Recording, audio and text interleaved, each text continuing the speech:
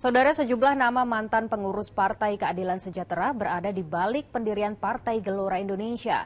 Dalam pemilu 2024, Partai Gelora bertekad melewati ambang batas parlemen dan memenangkan kadernya sebagai kepala daerah di sejumlah provinsi, kota, serta kabupaten.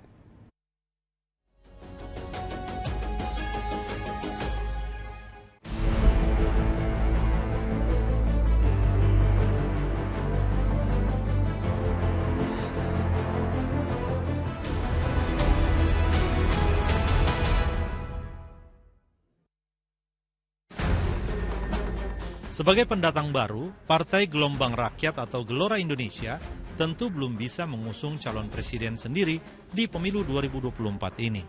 Mereka sepakat mendukung calon presiden Prabowo Subianto yang berpasangan dengan Gibran Rakabuming Raka. Partai Gelora memang partai baru dalam pemilu 2024. Namun sesungguhnya, sebagian pengurusnya merupakan mantan pengurus Partai Keadilan Sejahtera. Sebut saja nama Anies Mata, mantan Presiden PKS yang kini dipercaya sebagai Ketua Umum Partai Gelora. Lalu ada nama Fahri Hamzah, mantan Wakil Ketua DPR dari fraksi PKS yang saat ini menjadi Wakil Ketua Umum Partai Gelora. Ada juga nama Mahfuz Siddiq, mantan anggota parlemen dari PKS yang kini menjabat sebagai Sekjen Partai Gelora. Mereka terlebih dulu berkumpul dalam Ormas Gerakan Arah Baru Indonesia atau GARBI sebelum sama-sama sepakat membentuk Partai Gelora.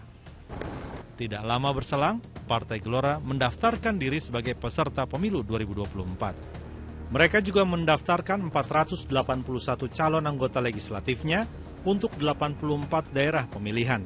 Angka ini jauh di bawah batas kuota maksimal yang ditetapkan KPU, yakni 580 bakal calon anggota legislatif atau hanya 83%. Namun, Partai Gelora mendaftarkan 42% caleg perempuan atau lebih dari 30% kuota yang ditentukan. Sejumlah program ditawarkan Partai Gelora agar wakilnya bisa dipilih dalam pemilu 2024. Salah satunya menggratiskan biaya kuliah untuk masyarakat Indonesia. Kita perlu melakukan revolusi pendidikan. Ini bukan sekedar soal gratisnya nanti sampai pendidikan atau yang saya sebut sebagai wajib belajar 16 tahun ya sampai pendidikan S1. Tetapi lebih dari itu adalah kita harus mereformasi sistem pendidikan kita secara keseluruhan. Jangan tanya dulu berapa duitnya. Ya, itu masalah teknis. Ya. Saya mengerti bagaimana mensiasati sisi anggarannya. Karena saya pernah di DPR dan memimpin bidang ekonomi, termasuk diantaranya adalah anggaran. Saya mengerti bagaimana caranya. Selain kuliah gratis, Partai Gelora juga bertekad memberdayakan UMKM dengan generasi muda sebagai target pemilih. Bahkan, dengan 4 pilar yang mereka miliki, yakni Islam, nasionalisme, demokrasi, dan kesejahteraan, Partai Gelora bertekad menjadikan Indonesia sebagai kekuatan kelima dunia. Namun, tantangan Partai Gelora tidaklah mudah.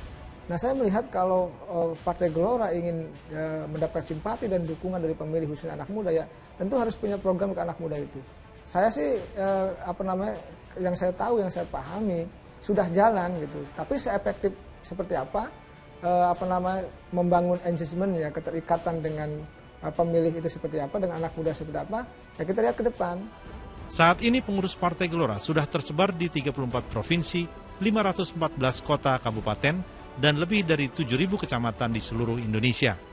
Dengan kekuatan ini, mereka menargetkan meraih kursi di Senayan dengan memperoleh 4% parliamentary threshold. Tim Liputan 6 SCTV melaporkan.